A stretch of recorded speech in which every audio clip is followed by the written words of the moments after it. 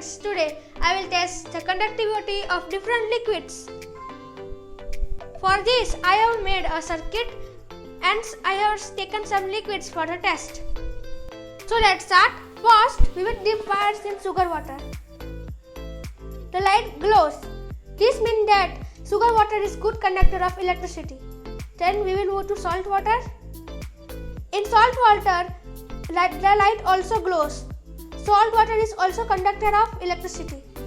Then we will try with normal water. Here also the bulb glows, so it means that it is also good conductor of electricity. Then to baking soda water, here also the light glows, so it means that it is a good conductor of electricity. Then we will move to lime water. Here also the bulb glows, this means it is also a good conductor of electricity. Now we will move to buttermilk.